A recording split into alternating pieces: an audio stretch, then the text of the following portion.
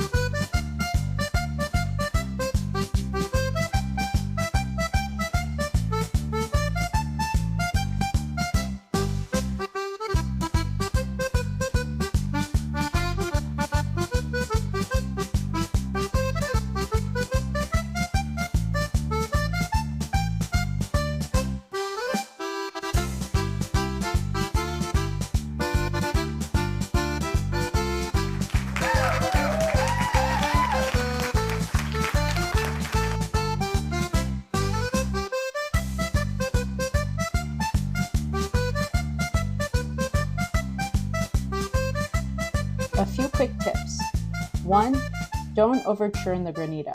If you do, it'll turn into sorbet. 2.